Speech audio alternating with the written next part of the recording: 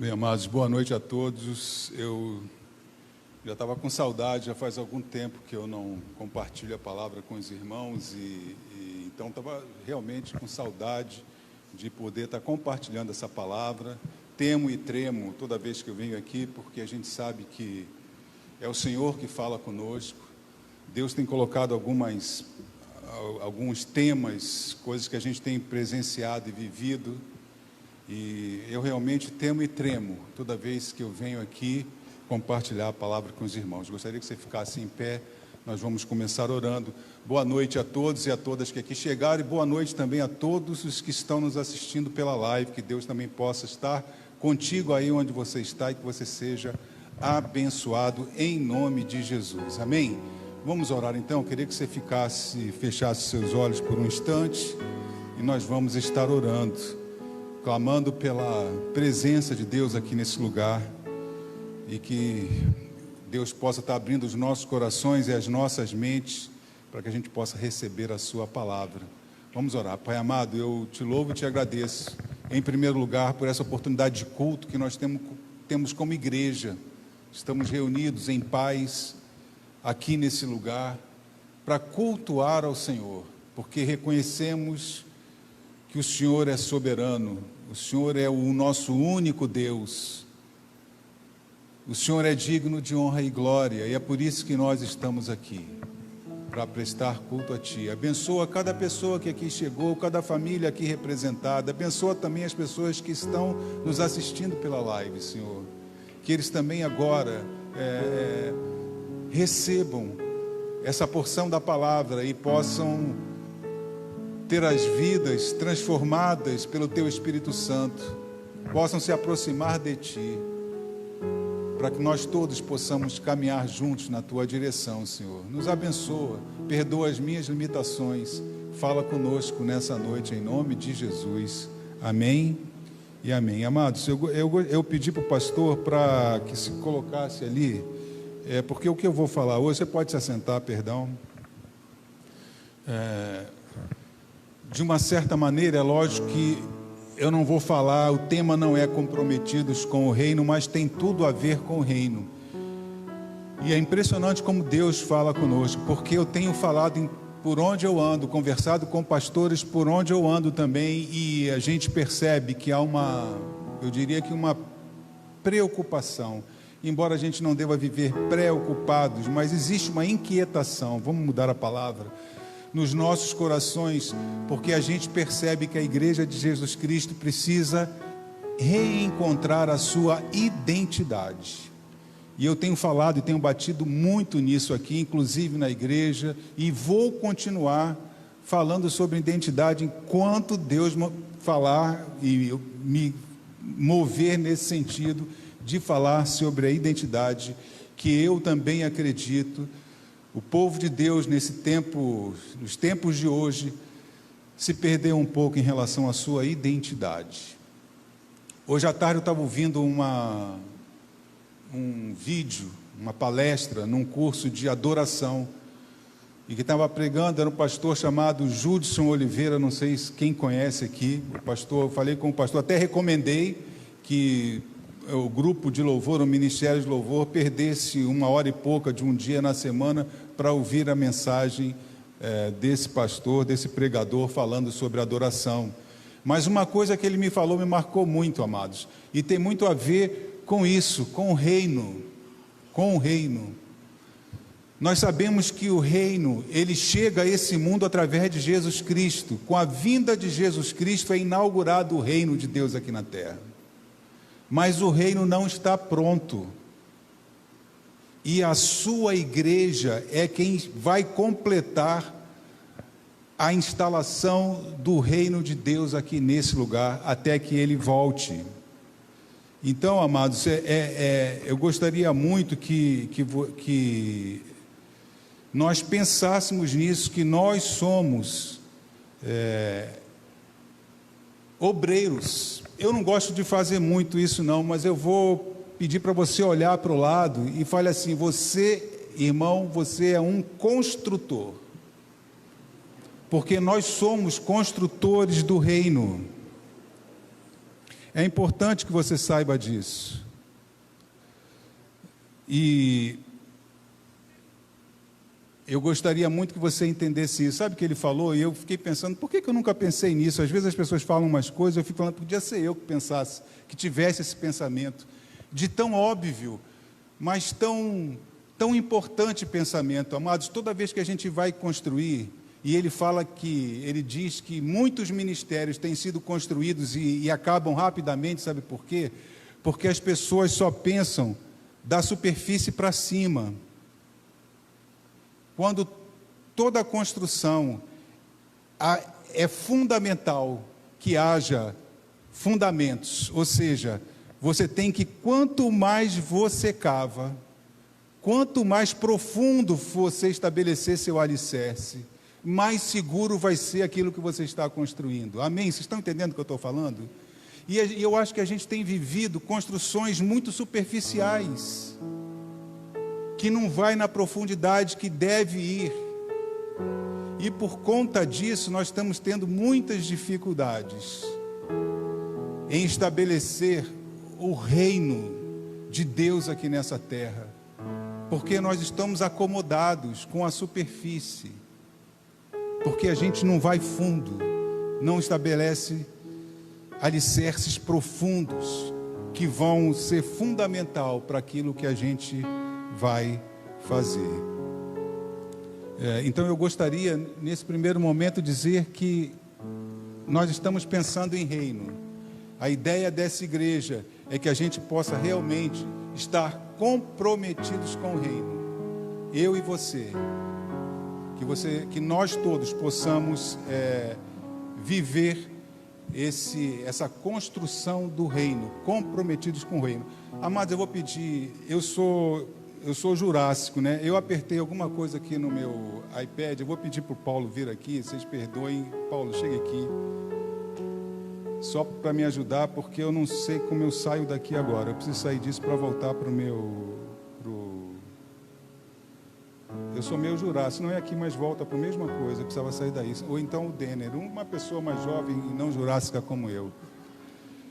Eu tenho muita dificuldade, amado. Isso aí, aquele ali, o baixinho, que é a rapinha lá, o Vitor Emanuel, sabe mexer mais nessas coisas que eu. Verdade. Ele tem só 8 anos, eu tenho 64, viu, amados?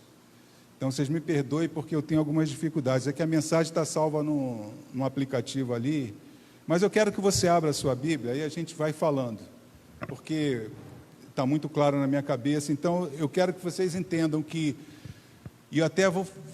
A minha ideia, vou usar o livro de Coríntios. Então, nas próximas vezes que eu estiver aqui compartilhando a palavra com vocês, eu vou estar trabalhando o livro de Coríntios e o que a gente pode aprender com a igreja de Corinto, não é? Então, assim, queria que você abrisse sua Bíblia em 1 Coríntios, no capítulo 1, e nós vamos ler dos versículos, obrigado, Paulo, do 1 ao 13.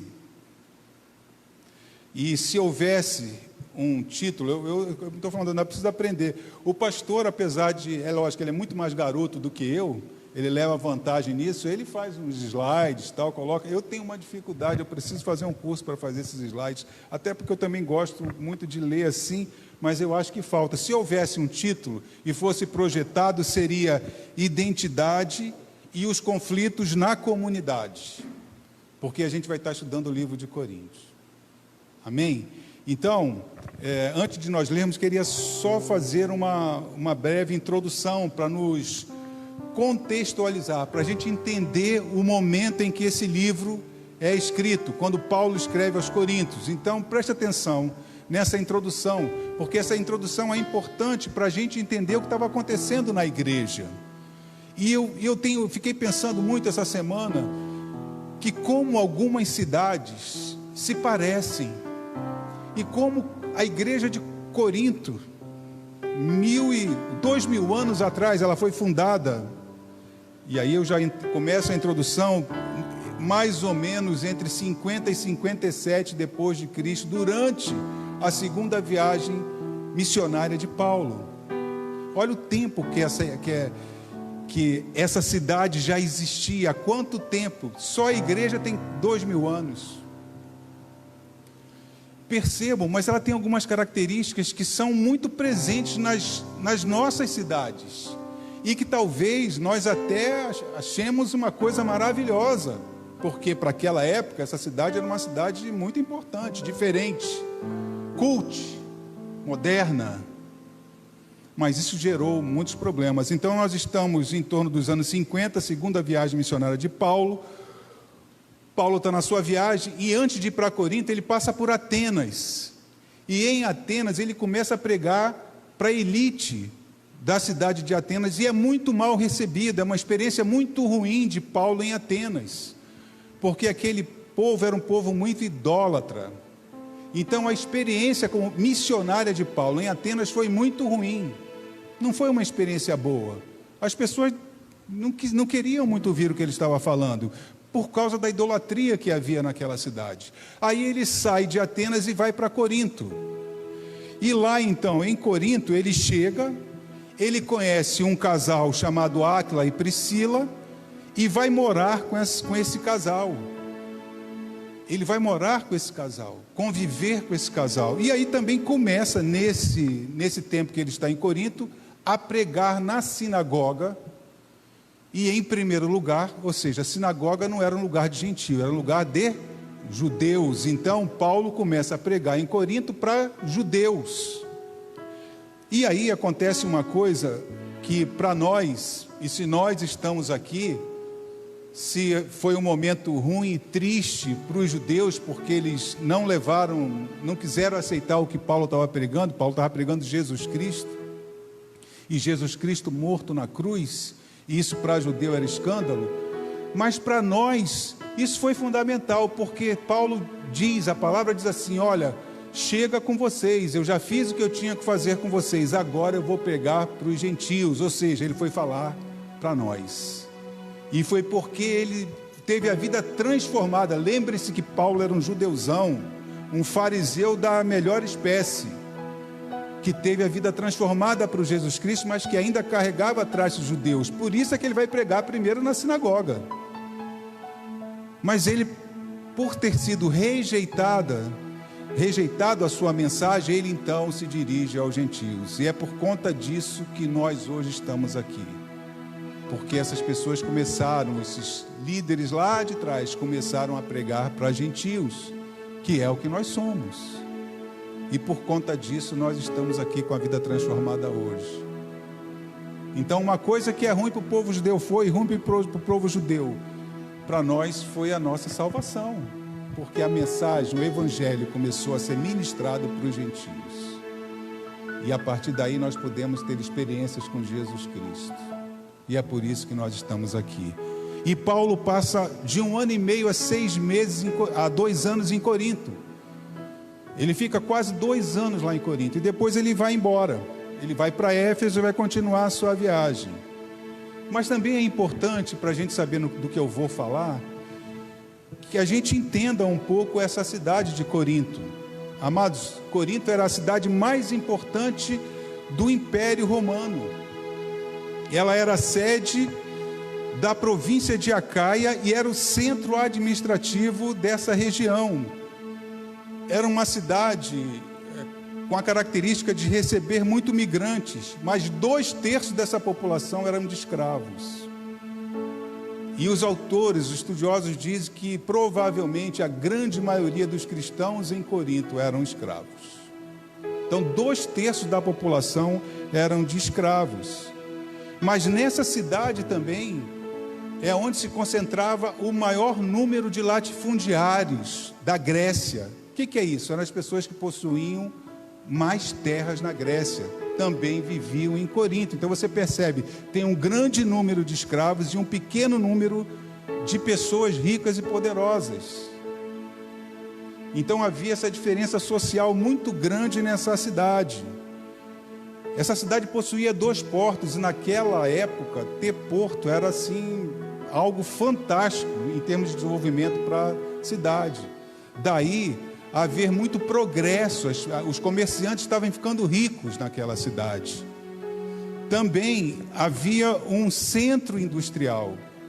Corinto se caracterizava pela produção de bronze, fundição em bronze. Então, era uma cidade com poder econômico. Pessoas estavam crescendo economicamente. E olha mais o que acontece. Vá pensando nisso em relação à cidade dos seus sonhos, porque isso aqui era uma cidade de sonho. Os comerciantes estavam ficando ricos. Havia portos, você podia navegar. Havia os escravos à sua disposição para quem tinha posse. Cidade ótima. E mais, no alto da cidade existiam as montanhas, e no alto da montanha existia o templo de Afrodite, a deusa do amor e da fecundidade, amados. E creiam,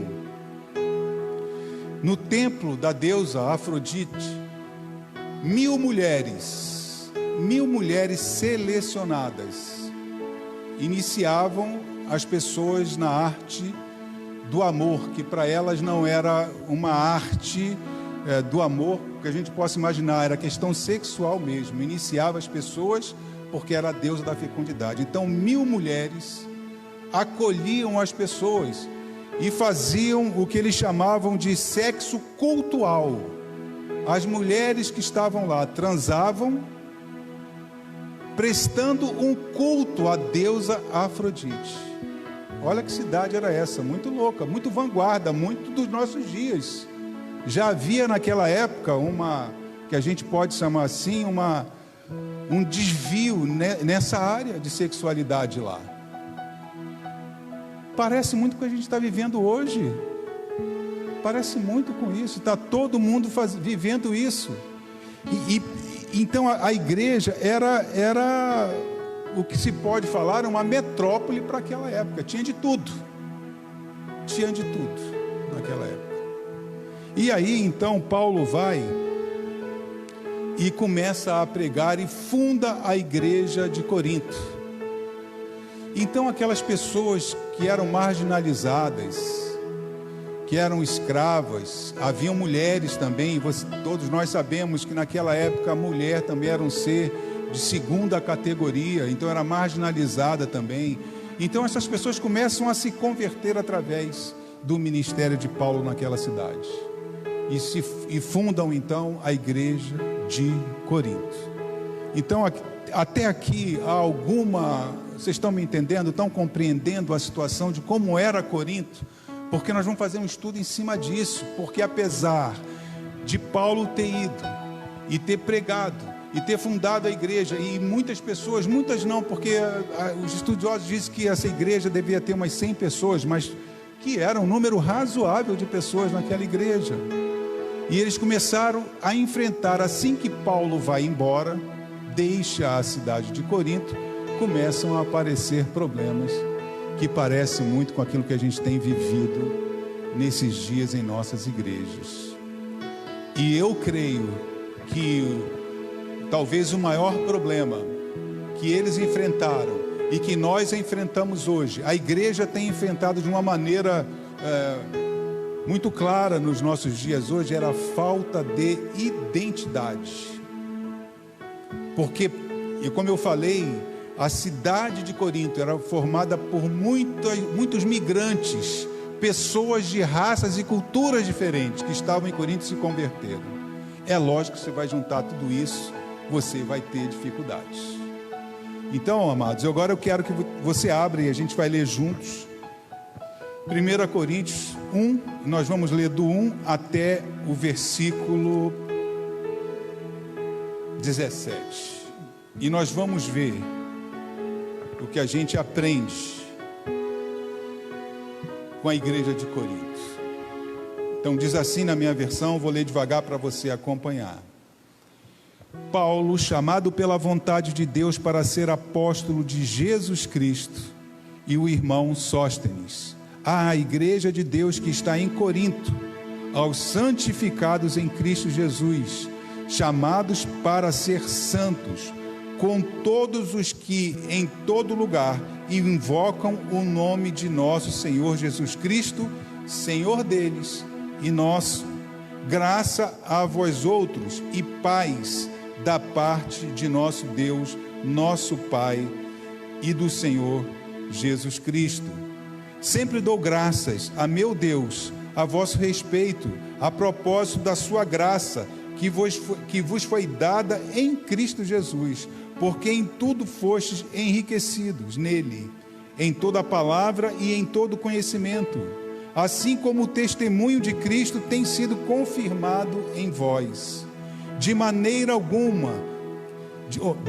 que não vos falte nenhum dom, aguardando vós a revelação de nosso Senhor Jesus Cristo, o qual também vos confirmará até o fim, para serdes irrepreensíveis no dia de nosso Senhor Jesus Cristo. Fiel é Deus, pelo qual fostes chamados à comunhão de seu Filho, Jesus Cristo, nosso Senhor. Versículo 10. Rogo-vos, irmãos, pelo nome de nosso Senhor Jesus Cristo, que faleis todos a mesma coisa, e que não haja entre vós divisões, antes sejais inteiramente unidos na mesma disposição mental e no mesmo parecer. Pois a vosso respeito, meus irmãos, fui informado pelos da casa de Cloe, de que há contenda entre vós. Refiro-me ao fato de cada um de vós dizer: eu sou de Paulo, eu de Apolo, e eu de Cefas, e eu de Cristo. Acaso Cristo está dividido? Foi Paulo crucificado em favor de vós, ou foste porventura batizados em nome de Paulo? Dou graças a Deus, porque a nenhum de vós batizei, exceto Crispo e Gaio, para que ninguém diga que fostes batizados em meu nome. Batizei também a casa de Estéfanas. Além destes, não me lembro se batizei algum outro, porque não me enviou Cristo para batizar, mas para pregar o Evangelho, não com sabedoria de palavra, para que não se anule a cruz de Cristo. Amados, identidade. Aqui, esse texto deixa muito claro que existiram muitos problemas, e eu vou estar falando disso assim que eu tiver a oportunidade de estar aqui, de falar sobre a história dessa igreja de Corinto. Mas nós vamos começar por isso. O primeiro e grande problema da igreja é que houve divisões de grupos na igreja. As nossas famosas, eu me lembro disso desde que eu era garotinho, não era em Barbacena, mas era no Rio de Janeiro, de onde eu vim, que existiam panelinhas na igreja. E Corinto passou por isso, divisão na igreja. Então essa foi a primeira dificuldade que essa igreja enfrentou. E é bom, só para conhecimento de vocês, depois que Paulo sai de Corinto, Pedro e Apolo visitam Corinto.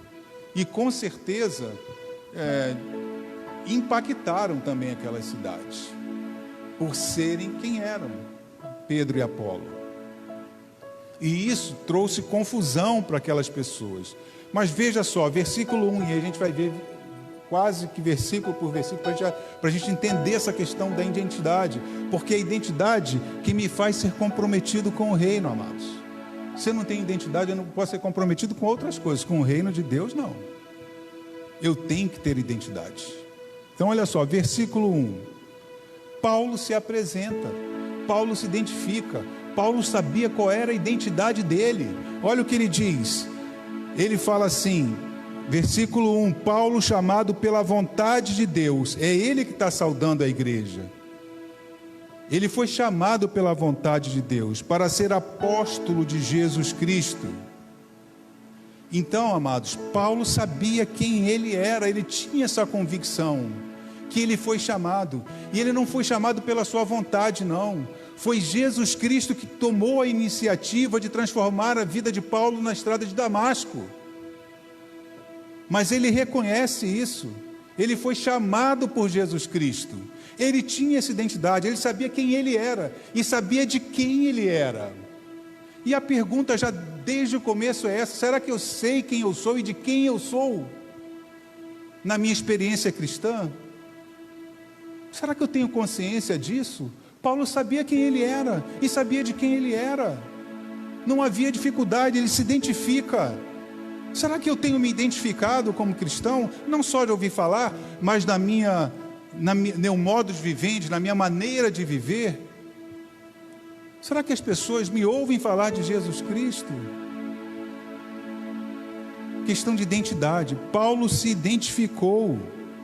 E mais, versículo 2, ele não só se identifica, mas ele dá um caminho para nós, em relação à igreja, porque percebam no versículo 2, olha o que Paulo fala, ele fala assim, a igreja de Deus que está em Corinto, amado, a igreja que tem identidade sabe que ela é de Deus.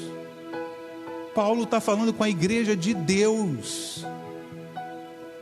E ele fala mais, ele fala aos santificados em Cristo Jesus, identidade da igreja, a igreja de Deus, porque nós fomos santificados e somos santificados em Cristo Jesus, identidade, eu sei quem me santifica, eu sei quem me salva, eu sei quem me perdoa, identidade, e ele continua, chamados para ser santos, nós fomos chamados para ser santos, amados, identidade.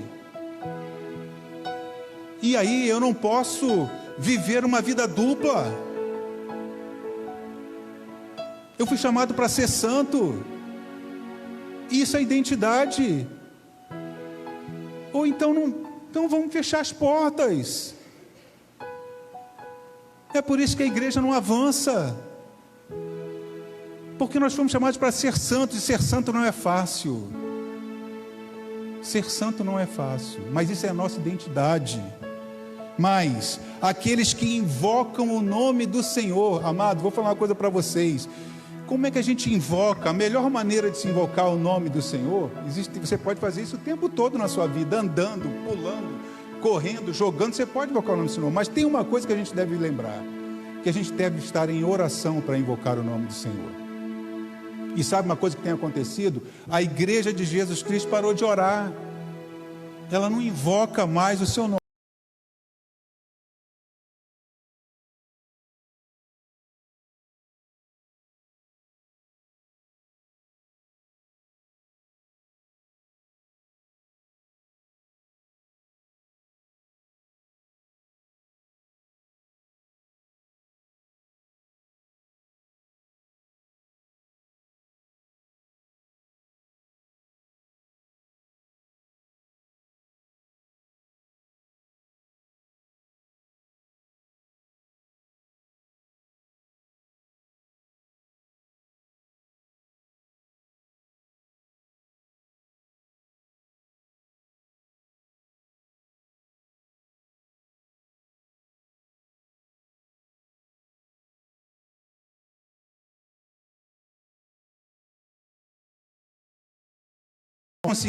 Só conseguiremos caminhar e avançar se a graça do Senhor Jesus Cristo está sobre nós. Então, nos versículos de 4 a 8, você percebe isso, que ele fala, olha, sempre dou graças. Ele dá graça porque ele sabe que é a propósito da graça de Jesus para conosco, que nos foi dada em Jesus Cristo, versículo 4. Porque em tudo foste enriquecidos nele. Não é pelo que eu faço, não é porque eu venho na igreja, porque eu tenho um cargo na igreja, não, é pela graça, e é pela graça que a gente é abençoado. Nós fomos enriquecidos pela graça, em toda palavra e todo conhecimento, amado. Palavra e conhecimento significa, se a gente pudesse sintetizar essas duas coisas, em capacidade de receber a verdade. Amados, eu só recebo e aceito a verdade se eu tenho, através da graça de Jesus Cristo, essa sintonia e esse entendimento, esse quebrantar de coração e de mente para receber a verdade. Sabe por quê? Porque senão nós vamos viver as nossas verdades e não a verdade de Jesus Cristo. Eu preciso da graça para quebrar a minha dureza.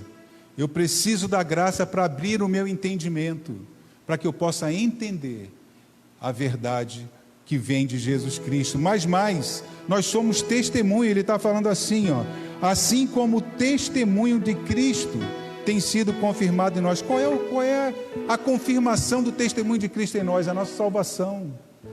É isso que nos dá identidade. Saber que nós fomos salvos por Jesus Cristo.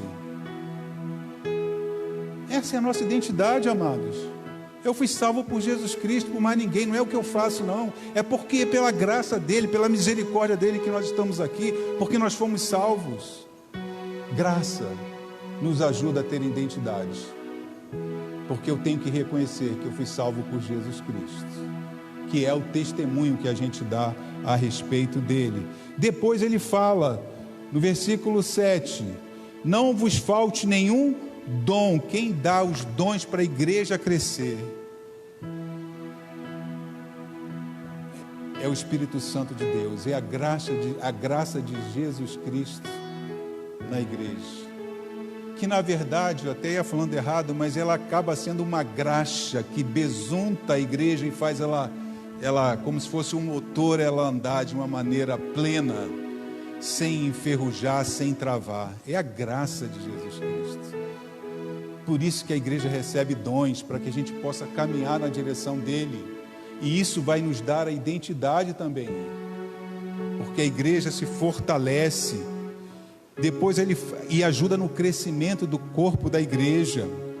Depois ele fala sobre revelação, aguardando vós a revelação. Amados, eu creio que ele está falando da segunda vinda de Jesus Cristo, porque é a graça através do Espírito Santo de Deus em nós, que nos permite, desde já, a visualizar, a ter essa revelação do que há no porvir, na segunda vinda de Jesus Cristo. Depois ele fala sobre sermos irrepreensíveis no dia do Senhor. É a graça capacitando a igreja, é a igreja que somos nós sendo tratadas pelo Espírito Santo de Deus e nos tornando irrepreensíveis no dia do Senhor. Então percebam que a graça também nos leva no versículo 9, fiel é Deus pelo qual foi chamado a comunhão.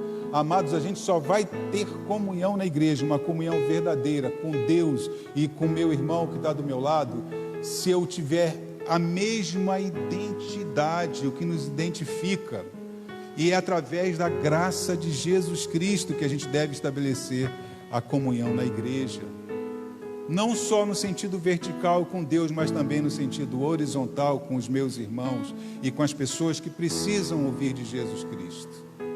É a graça que permite essa comunhão. Isso fortalece a igreja e isso nos dá identidade. Caminhando, e aí a gente entra então no que mais me preocupa, mais me inquieta, que é o caso que vinha acontecendo. E aí você tem, a partir do versículo 10, Paulo falando aos irmãos, e aí está muito claro também o que vem acontecendo, porque Paulo, para a gente ler o 10, a gente tem que ler o 11 primeiro.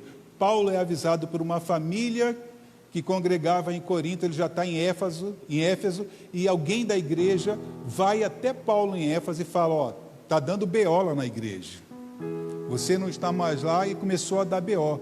Aí, amados, perceba o que Paulo faz. Paulo roga. Eu fico impressionado, não é a primeira vez que Paulo usa essa expressão, que ele roga para a igreja. Amado, para mim, sinceramente, rogar é mais que pedir. É mais que pedir. É como se você se humilhasse, você abrisse mão. Percebam, Paulo foi o fundador da igreja de Corinto, e aí ele chega para a igreja e ele roga, ele não pede, ele não ordena, ele roga para algumas coisas em relação à igreja. Ele fala, ó, Paulo roga, e que para mim é mais com um pedido, mas percebam, ele não roga em seu nome. Olha o que está escrito, rogo-vos, irmãos, pelo nome de nosso Senhor Jesus Cristo. Paulo sabia quem ele era, e Paulo sabia qual era o lugar dele, apesar de ser o fundador da igreja. Amados, olha, eu vou falar uma coisa para vocês. Se há uma coisa que acontece muito hoje em dia, é que, não é o nosso caso, graças a Deus por isso, tem muito pastor que ele é o dono. ele é o dono da igreja. Paulo era o fundador da igreja de Corinto, no entanto, ele não roga em nome dele. Ele poderia fazer isso: olha, amados, eu fundei a igreja, tomem cuidado com o que vocês estão fazendo com aquilo que eu entreguei para vocês. Ele podia ter falado isso, mas ele roga em nome de Jesus Cristo, porque ele sabia quem era Jesus Cristo, e ele sabia o lugar dele, Paulo. E é impressionante isso para nós, porque a gente não tem de repente essa capacidade de nos esvaziarmos para que Jesus Cristo cresça em nós e no meio de nós. E ele faz isso então, e quando ele faz isso, ele coloca Jesus Cristo, a pessoa de Jesus Cristo, como o centro da igreja. Olha, não é no meu nome, é em nome de Jesus. Ele é que é o cara, não sou eu. Por isso que ele roga em nome de Jesus. E aí ele fala: o pedido é para que eles estejam unidos na mesma disposição mental e no mesmo parecer. Que significa, amados, que as pessoas precisavam entender que Cristo era o centro, e que a sabedoria de Deus, e a gente vai ver mais para frente, a sabedoria de Deus é Jesus crucificado. Era esse entendimento que eles precisavam ter, que Jesus era o centro, e a sabedoria de Deus era o Filho dele crucificado. Eles tinham que ter essa mesma mente, esse mesmo entendimento de quem era Jesus para eles, porque é o Jesus que nos dá a identidade. Mas continuando, versículo 12. E aí, amado, uma coisa que acontece muito nos nossos dias é que houve uma confusão de quem deveria ser o centro da igreja, o fundamento da igreja. As pessoas se confundiram, porque elas, em vez de entenderem que Jesus Cristo era o centro, eles procuraram e entenderam que homens eram o centro da igreja. E aí havia divisões, porque uns diziam: eu sou de Paulo, e eu de Apolo, e eu de Cefas, Pedro, e eu de Cristo. Divisões, facções. A membresia da igreja começou a procurar a direção de homens e não de Cristo. E aí houve um problema sério de identidade, amados, porque várias facções foram abertas na igreja, e isso confundiu a mente das pessoas. Lembre-se que nem todos da igreja de Corinto eram doutos, eram esclarecidos, eram estudados. Eram escravos, gente marginalizada, que não teve instrução. Lógico que confundiu, lógico que trouxe muitas diferenças, porque eles buscaram homens e não buscaram a Deus como centro da igreja. E Paulo vem falar disso então, amados. Paulo havia fundado a igreja, Apolo era tido como um grande comunicador, Pedro havia convivido com Jesus Cristo. Olha só o naipe dessas pessoas. Não era qualquer um não, amado. Eram homens fortes, líderes fortes. E havia um outro grupo que não era nenhum deles, mas fala assim, para ser mais erudito, a gente fala: não, eu não sou de você, não, eu sou de Cristo. Aí Paulo, no outro versículo, fala assim, versículo 13: mas Cristo está dividido, amados. Por um acaso Cristo está dividido? E aí eu pergunto para todos nós aqui: qual é o entendimento que eu tenho de Cristo? Porque às vezes parece que nós temos um Cristo que está dividido. Ele só serve para algumas coisas. Ele só serve quando eu estou no perigo, quando acontece uma desgraça, quando eu preciso trocar de carro, quando eu preciso arrumar um emprego. Aí ele é o cara. Mas quando a gente tem que se santificar e mudar de vida, mudar, metanoia, eu vou para lá, não vou mais, eu volto para trás, aí já é um outro Cristo. Esse Cristo já não me interessa mais. Aí a pergunta que fica: será que o nosso Cristo não é um Cristo dividido? Aquilo que estava acontecendo lá na igreja de Corinto, será que não se repete nos nossos dias? E nós poderíamos falar assim hoje: eu sou de Caio Fábio, eu sou do Malafaia, eu sou, sei lá, de um outro, dos Kivitz. Nós estamos fazendo isso, amados. Se nós procurarmos na história da igreja, na época da reforma, talvez falasse, não, eu sou de Lutero, eu sou de Calvino, eu sou de Armínio. Ou seja, a igreja vem repetindo isso ao longo da história. Homens, e se esquecem que o evangelho é Jesus Cristo, e Ele é o centro da igreja, Ele é a essência da igreja, e Ele é que me dá identidade, não são homens. Porque hoje nós continuamos repetindo isso. Cada um tem o seu líder escolhido, e você segue homem, e tem muita gente que segue o homem. O que ele fala está falado, e se esquece que o evangelho é Jesus Cristo. E aí eu fico pensando se nós não estamos vivendo também com um Jesus dividido, porque Paulo pergunta, acaso Cristo está dividido? Foi Paulo crucificado? Paulo está falando, não fui eu que fui crucificado, foi Jesus Cristo. Porventura fosse batizados em meu nome, e ele fala, olha, eu não batizei ninguém. Eu não batizei ninguém. Amados, quando a gente se divide, até o trabalho da igreja se complica, sabe por quê? Porque Paulo no final ele fala assim, eu não vim para batizar, eu vim para pregar o evangelho. E às vezes, por nós estarmos divididos, a gente perde o rumo da missão que nos foi confiada, porque nós estamos divididos. E talvez a gente esteja querendo batizar e não pregar o evangelho. Talvez porque batizar, e naquela época, sabe o que significava ser batizado em nome de Paulo? Que ele era a essência da vida da pessoa, porque ele foi batizado em nome de Paulo, e ele deveria ser leal a vida toda a Paulo, porque ele foi batizado em nome de Paulo. Por isso que Paulo fala, não, eu não batizei ninguém, exceto alguns poucos. Eu não batizei ninguém. Por quê? Porque eu não vim para batizar, eu vim para pregar o evangelho. Amado, quando a gente tem a identidade, o nosso caminho, a nossa missão vai ser completa, e nós vamos fazer aquilo que Deus determinou para nós enquanto igreja de Jesus Cristo nesse mundo. Nada vai nos afastar desse caminho, porque nós temos a nossa identidade. Paulo reconheceu isso, Paulo sabia disso. E é por isso que ele fala, eu não vim aqui para batizar, eu vim aqui para pregar o evangelho de Jesus Cristo. E aí, eu queria que você abrisse a sua Bíblia em 1 João, no capítulo 3, lá no final da Bíblia, 1 João 3, e aí eu vou encerrar. Porque eu estou lendo um livro de John Stott, e ele fala uma coisa interessante. Na verdade, ele cita o livro de João. Na verdade, quem falou isso foi João. Eu tenho falado muito de identidade. Mas antes disso, olha só o que está escrito no versículo 17, antes que eu deixe passar aqui.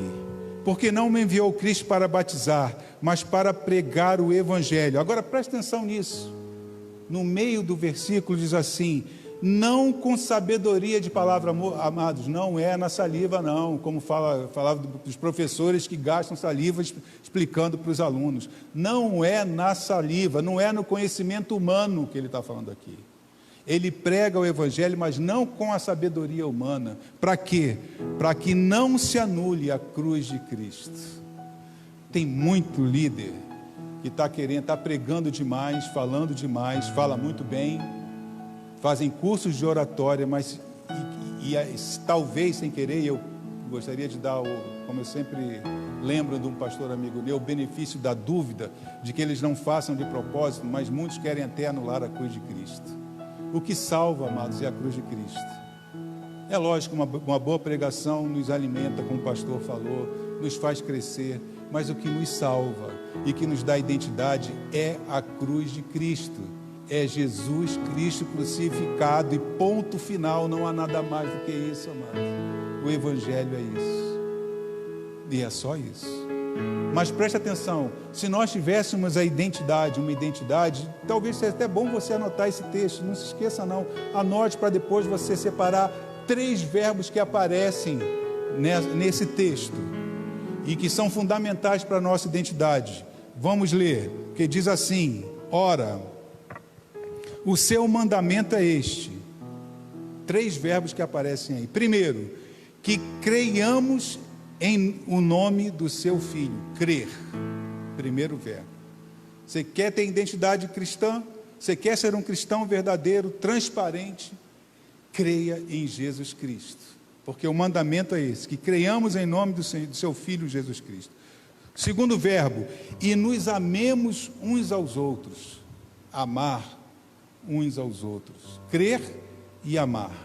E o terceiro verbo diz assim: e aquele que guardar, obedecer os mandamentos deixados por Jesus Cristo. A nossa identidade está baseada nesse tripé: crer.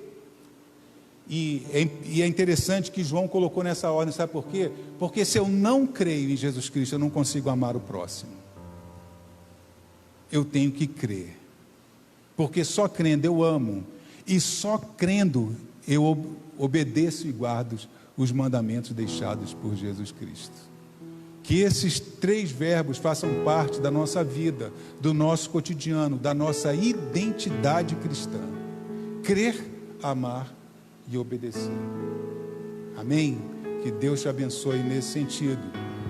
Que Deus, assim, possa estar cada vez mais presente e nos dando a verdadeira identidade.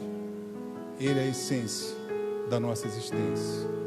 Que Deus te abençoe e que você continue cada vez mais buscando na sua vida, buscando essa identidade que a gente só adquire através do entendimento do que Ele é e do que Ele fez e vai continuar fazendo por nós. Amém? Deus os abençoe.